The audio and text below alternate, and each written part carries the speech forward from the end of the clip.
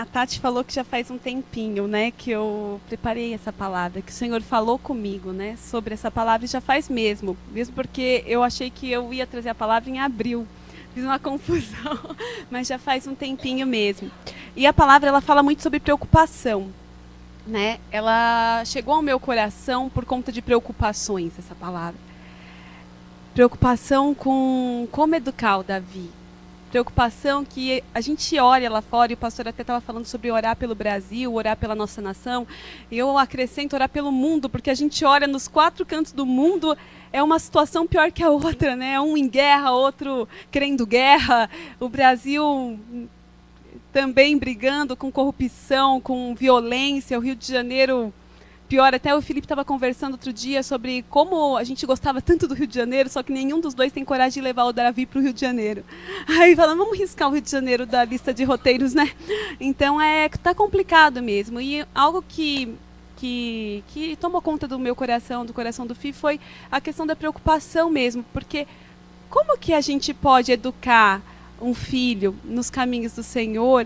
E a palavra de Deus fala isso para a gente lá em Provérbios 22:6, diz assim: instrua a criança segundo os objetivos que você tem para ela, e mesmo com o passar dos anos, não se desviará deles. É garantido isso. A gente tem a palavra do Senhor falando isso.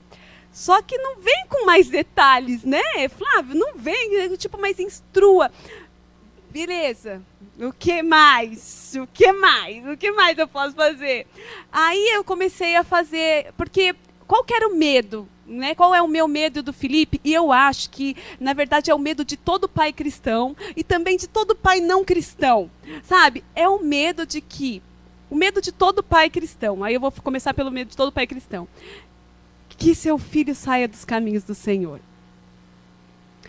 Que ele não aceite a Jesus como único e suficiente Salvador, que ele não tenha uma experiência com Deus. Esse é o medo de todo pai, porque eu tenho medo que isso aconteça com meu filho, ele tem só 2 anos, mas eu acho que é um medo, né? Neire, você tem esse medo, né? Não só em mim, todo mundo acho que tem. E o medo do pai que não é cristão, que não conhece a Deus e, portanto, não vai pensar nos caminhos do filho, né, com Deus, mas é medo de que ele escolha as companhias erradas e acabe usando drogas e acabe partindo para um lado de violência e acabe o que na sociedade a gente poderia dizer e acabe à margem da sociedade, não é verdade? E esse é o medo de todo pai, porque eu até comecei a compartilhar esse medo com umas pessoas lá no meu trabalho e eu vi que assim, esse medo de que acabe indo à margem da sociedade era um medo incomum, tanto cristão como não cristão. A parte de Jesus como único suficiente Salvador fica mais com os cristãos, porque a gente sabe que isso, basta só isso para fazer toda a diferença. Né? E aí foi. Aí eu comecei a traçar planos e pensei assim, bom, o texto ele diz, instrua a criança segundo o objetivo que você tem para ela e mesmo com o passar dos anos não se desviará. Daí eu pensei, falei, vou ensinar tudo sobre o Deus para o Davi. Comecei a ler a Bíblia, ele lê a Bíblia comigo e ele já até completa algumas frases, já sabe a história de Davi, já sabe a história da criação do mundo e foi parte dos planos. Aí eu falei, vamos mais. Vou ensinar o Davi a orar. Aí estamos tentando, não está bom ainda. Aí vamos ensinar ele a louvar. Aí ele gosta, já toca bateria, já canta os hininhos. A igreja louvar foi fácil. Aí vamos trazer o filho na igreja e ensinar a vida eclesiástica. Está um pouco difícil porque ele fica uma semana saudável, outra ele fica doente de... Então tá meio assim, uma com gripe e uma sem gripe, mas uma hora a gente acerta. Aí vamos ver, aí eu pensei, até coloquei aqui no meu textinho em letras grandes, que eu falei assim, quando eu acho que chega naquele nível de estar aqui na frente com o pastor, com aquela piadinha, vai a pé ou vai de trem, né, pastor? E tudo bem, vai a pé. E a criança orando sozinha, aí eu acho que a minha irmã, vocês devem encostar no banco e fazer, Thalita, tô fazendo certo. Não deve ter essa sensação, tipo, tô fazendo certo. Tô no caminho certo, é isso aí. Tô instruindo, é isso aí, né? Não é? Não dá uma... Só que daí, Eu pensei que era isso. E eu falei, então essa é a receita. Só que daí, eu fui levada a outras situações. Eu comecei a lembrar como que minha mãe fez a gente... Gente, não vou ser modesta aqui. Como fez a gente dar certo? Porque eu fiquei pensando, eu falei assim, olha, eu, a Tati e o Léo, os três estamos aí no caminho do Senhor. Confesso que eu fui a que mais dei trabalho, né, mãe? Porque eu fiz umas voltinhas, voltei, mas a Tati e o Léo sempre firmes, maciços dentro da casa do Senhor. Aí eu acho que eu fui a que mais dei trabalho. Mas, assim, não dei errado, né, mãe? E aí eu fiquei pensando, a gente tinha tudo para não dar certo. A minha mãe, a gente não nasceu num lar cristão, não nascemos. A gente não ia na igreja todo domingo. E a gente até foi educado, fez a catequese, mas minha mãe, por incrível que pareça, meu pai ia na missa todo domingo, minha mãe não. Mas meu pai ia todo domingo de manhã na missa. Aí pensei, um lar que a gente hoje fala, não pode falar mais que é desestruturado, né, mas em alta vulnerabilidade, vamos dizer assim. Eu e eu estou sabida dos termos. Então a gente tinha tudo para dar errado. Mas o Senhor teve misericórdia das nossas vidas. Mas o Senhor teve misericórdia. E o Senhor, desde lá atrás, eu comecei a tentar me lembrar dos meus encontros com Deus. E lembrei até que a primeira vez que eu fui na igreja não foi, numa igreja evangélica, não foi com... Eu achava que era com o ex-namorado da minha irmã, o Vinícius, mas não foi. A gente tinha uma vizinha, que era a tia Lúcia, que levava a gente de vez em quando na escola dominical. E isso tinha ficado tão apagado dentro de mim. Eu não sei se você lembra, Tati, que ela levava numa igreja batista, né? Às vezes, e eu comecei a ver como Deus foi lindo nas nossas vidas, maravilhoso, tremendo, e como que Ele foi conduzindo. A minha mãe, ela ia na Universal um tempo, outro tempo ela foi na Católica, até a gente chegar na Presbiteriana, né, mãe? Mas foi assim, a gente procurava algo, a minha mãe, ela procurava algo.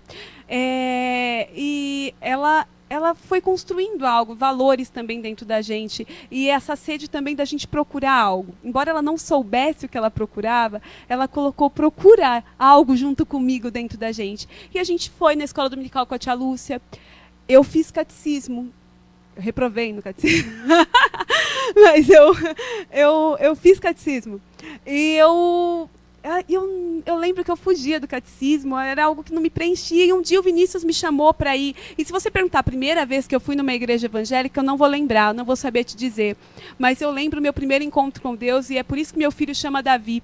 Meu primeiro encontro com Deus foi quando eu fui sozinha, minha mãe não foi, minha irmã não foi, porque minha irmã estava de birra, que ela era católica, e ela não ia pisar numa igreja evangélica, e eu fui sozinha no culto, na igreja presbiteriana da Vila Prudente.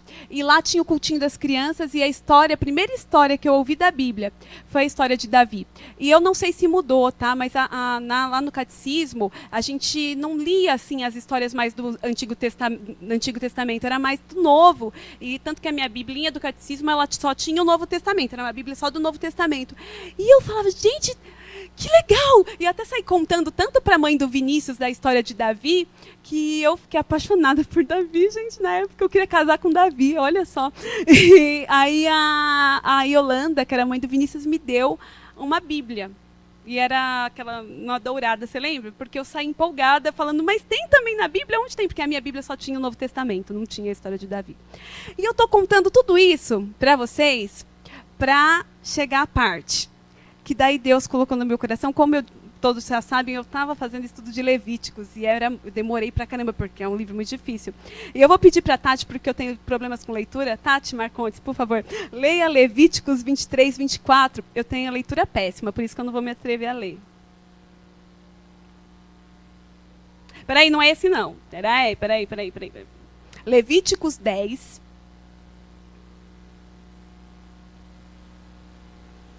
de 1, é 1 e 2, é rapidinho, não é muito... Meu Deus. Nadab e Abiú, filhos de Arão, pegaram cada um o seu incensário, nos quais acenderam fogo, acrescentaram incenso e trouxeram fogo profano perante o Senhor, sem que tivessem sido autorizados. Então saiu fogo da presença do Senhor e os consumiu. morreram perante o Senhor. Caiu o meu queixo quando eu li isso. Eu falei, caramba, eles eram filhos do sacerdote. E eu vou falar para vocês uma coisa. No livro de Levíticos não falta instrução sobre a roupa que usar, o fogo que acender, como acender. Eu estou mentindo? Não é, gente? Não falta instrução. É um livro até chato, de tanta instrução que tem. Porque é só recomendação. Vai fazer assim, assim. E eles conseguiram errar. E eles eram filhos do sacerdote. Tipo, é como se fosse a Jaqueline, né, pastor? Né? Tipo, filhos do pastor. Então, eles eram filhos do sacerdote. Aí, minha pesquisa foi sobre o fogo profano. Fogo profano, ele é o fogo feito pelo homem. Aí, eu fui entender que fogo que eles tinham que trazer, né? E aí, eu recorri a Levíticos 9, 23, eu pedi para Lourdes ler, que fala que no início do ministério dos sacerdotes, Deus traz fogo. Se eu tiver errado, vocês fiquem à vontade de me consumir, de me corrigir, porque eu tive que fazer uma pesquisa sobre isso, tá? Que no início do ministério dos sacerdotes, Deus faz fogo, e este fogo consome o holocausto. Esse fogo era fogo santo, vindo de Deus, e era dever do sacerdote manter este fogo aceso. Está correto, Geni? Está correto? Então tá. Assim Moisés e Arão entraram na tenda do encontro. Quando saíram, abençoaram o povo, e a glória do Senhor apareceu a todos eles. Tá, gente, que eu só trouxe para a gente falar o momento do fogo santo. Então, eu levantei alguns. Aí começou, depois de eu ter passado por aquele momento de descanso, falei, eu vou ficar realmente relaxada quando eu ver o Davi na frente orando. O Senhor me traz essa palavra.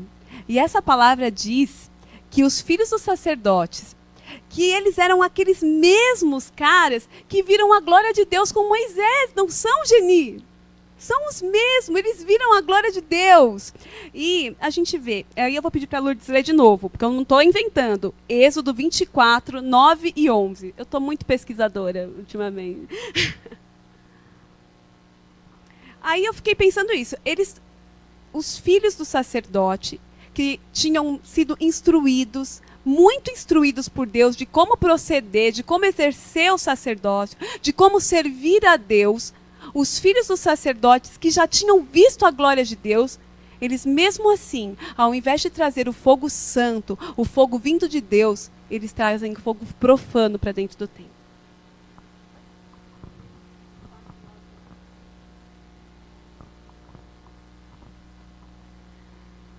Moisés, Arão, Nadab, Abiú, 70 autoridades de Israel subiram. E viram o Deus de Israel, sob cujos pés havia algo semelhante a um pavimento de safira, como o céu em seu esplendor. Deus, porém, não estendeu a mão para punir esses líderes do povo de Israel. Eles viram a Deus e depois comeram e beberam. E essa foi um momento, sabe? Eu comecei a ligar as coisas e eu pensei comigo, o que deu errado então? Como a gente pode realmente instruir nossos filhos? Porque algo deu errado. Eles estavam lá, vocês viram na Bíblia, eles viram a glória de Deus, eles viram a glória de Deus com Moisés. Eles estavam lá. Eles viram a glória de Deus que foi revelada a Moisés, mas eles não participaram daquele momento. E Deus começou a falar no meu coração, porque eu fiquei muito triste. Eu falei, gente, como que pode você receber tanta instrução, tanta orientação como eles receberam, ter o pai como exemplo, porque eles tinham um pai como exemplo, e ainda assim não servir ao Senhor da forma que se deve servir ao Senhor. Desviar os caminhos e terminar em morte, porque o salário do pecado é a morte. E isso me trouxe um medo muito grande em relação ao Davi. Se eu fizer tudo certo e o Davi não souber diferenciar fogo santo de fogo profano. Aí eu falei, eu sei diferenciar fogo santo de fogo profano? E comecei a uma busca do que seria isso nos dias de hoje. Só que essa busca não foi por pesquisa, né? Não foi pesquisando em lugar nenhum. Isso eu achei que eu tinha que me encontrar mesmo com Deus e pedir a revelação do Senhor sobre isso. E eu percebi muitas coisas. Que hoje as igrejas estão cheias de fogo profano, de emoção. de um louvor lindo e maravilhoso, com palmas e divisão de vozes, e que mexem com o coração daquelas pessoas naquele momento. E depois que elas saem dali de dentro, elas vão passar uma semana sem nada, sabe por quê? Porque é o fogo profano que se apaga. O fogo de Deus não se apaga. Sabe por quê que o fogo de Deus não se apaga? Porque é dever do sacerdote manter esse fogo aceso. E nós somos esses sacerdotes, porque lá em Apocalipse 1:6, Lourdes, Apocalipse 1:6, eu mudei de leitora porque eu vi que ela lê bem também, então eu falei... Apocalipse 1:6, ele fala que nós somos sacerdotes.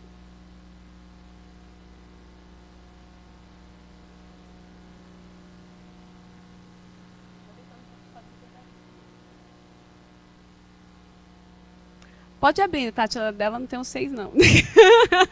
Não, Lourdes não vi. Será que eu...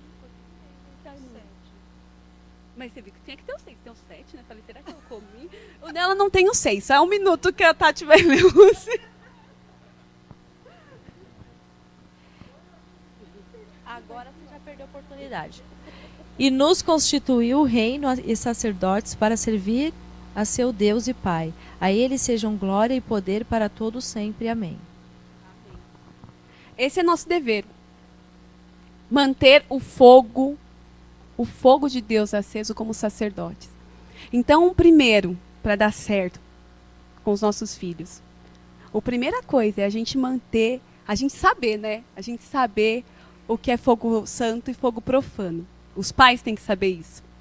E aí, a gente tem que manter o nosso fogo, o fogo de Deus aceso, como sacerdotes que somos. Porque se a gente fizer isso, a gente vai chegar em casa e não vai falar mal da pregação do pastor ou mal do louvor, e não vai falar mal do irmão, porque a gente vai estar com o fogo santo dentro de nós. Porque se você tiver o fogo profano e isso acontecer dentro do seu lar, como que você vai querer que seu filho esteja aqui e enxergue o fogo santo? Não é verdade? A gente pensa muito quando a gente tem filho, e eu acho que não é só eu, Felipe, que pensa nisso, acho que todos os pais pensam, em não discutir na frente dos filhos, não agir com discordância na frente dos filhos, não erguer o tom de voz um com o outro na frente dos filhos, e tem todo esse cuidado. E manter a coerência. A coerência do que você é na igreja, você ser na sua casa, porque o seu filho vai olhar para você. Você é importante demais na vida do seu filho. Então você tem que ser coerente. Dentro da sua casa, você tem que ser o mesmo que você é na igreja. Que você é no seu trabalho. Porque seu filho vai olhar tudo isso. Não é, Meire? E quanto mais velhos vão ficando, mais eles olham, né? O Davi, ele veio aqui, ele vem na igreja, e um dia ele viu o Juninho tocando bateria. E o Juninho inverte as mãos. E chegou em casa, eu não ensinei, ninguém ensinou o Davi a fazer isso. E eu peguei ele na bateria dele. Com a mãozinha invertida. Com a mãozinha invertida. Eles observam tudo. Tudo. Só que ele vai aprender, provavelmente, a tocar aqui na igreja. Ele vai aprender a cantar, a louvar. Ele vai aprender a orar aqui na frente com o pastor. Ele vai aprender a se comportar no cultinho.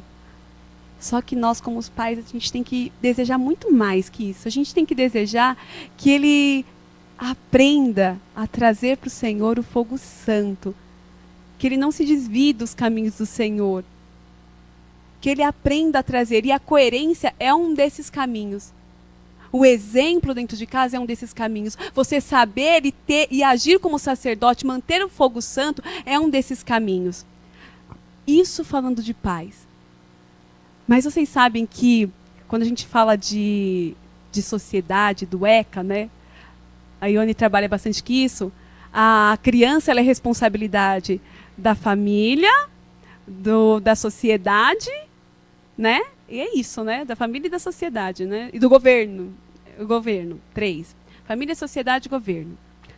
E eu digo para vocês, as crianças dessa igreja, elas são responsabilidade dos pais e dessa igreja. Porque não adianta as crianças, você ter o fogo santo, você ser referência. E eu vou até dar um testemunho de uma pessoa que congregou nessa igreja, foi adolescente dessa igreja, e um dia, por causa de um irmão dessa igreja, a Tati vai saber de quem eu estou falando, eu não vou trazer o nome aqui, mas por conta de um irmão de uma igreja que esculachou numa reunião de mocidade, era adolescente na época, essa adolescente saiu dessa igreja e nunca mais voltou para igreja nenhuma. E pegou horror a cristão. Hoje ela está no candomblé. Aí eu falo assim, não é por causa da pessoa, não é por causa disso e daquilo, mas eu vou dizer para você, é por causa de Satanás, porque a Bíblia diz que o diabo está à espreita, rodeando, sabe? Ele está rugindo, esperando a oportunidade para roubar, matar e destruir. E ele, se ele puder usar qualquer um de nós para isso, ele vai usar a carne de qualquer um de nós para isso. Então, a gente tem que ter cuidado com as nossas crianças, a gente tem que ter cuidado com o nosso próximo. Mas eu estou falando hoje de filhos, então eu estou dando um foco em cima de filhos, um foco em cima de crianças. Mas a gente tem que ter cuidado com o próximo, porque Jesus fala do amor ao próximo. E é disso que eu estou falando para vocês, amor ao próximo. Só que dessa vez o próximo que eu estou falando é o foco pequenininho. Cuidado com o exemplo que você está dando enquanto igreja, porque também é sua responsabilidade. Cuidado com a exortação que você está dando se não está sendo em amor, porque também o fogo santo depende de nós enquanto igreja. Então, essa era a mensagem que Deus colocou no meu coração para trazer para vocês. Que a gente tem que cuidar das nossas crianças e que isso vai muito, muito, muito mais além do que simplesmente estar aqui orando, sabendo orar. Que isso vai muito além. Que vai numa questão de comportamento, que isso vai numa questão de vida espiritual, de entrega total a Deus. Que essa igreja se encha cada vez mais do fogo santo de Deus. Que o louvor não seja simplesmente o louvor, pode ser com duas, com três vozes, com nenhuma voz, que seja só o Eric tocando violão, mas que seja, ou sem instrumento nenhum, mas que seja o louvor para a honra e glória do nome do Senhor. Que a palavra não seja para aquele ou para esse, mas a palavra seja para a honra e glória do Senhor. Que tudo nessa igreja, inclusive as nossas vidas, seja para a honra e glória do Senhor. Que a gente se encha da misericórdia e do amor do Senhor, para que essas crianças que estão aqui nessa igreja possam vir aqui na frente, orar e olhar para nossas vidas aqui e ver misericórdia, ver paz, ver os frutos do Espírito através das nossas vidas. Que elas possam ver tudo isso e não ver julgamento, falsidade, opiniões, não. Que elas possam ver os frutos do Espírito, somente os frutos do Espírito. Claro que algumas coisas da nossa carne irão acontecer, mas que não seja maior do que os frutos do Espírito. E, para completar e terminar, eu quero dizer para vocês que algo que Deus ministrou no meu coração para orar pelo meu filho que eu não orava, era pela conversão, pela salvação dele. E desde já a gente já ora para que Deus, pela conversão, pela salvação, para que o Senhor tenha um plano de salvação sobre a vida do Davi, pela salvação dele, pela conversão dele.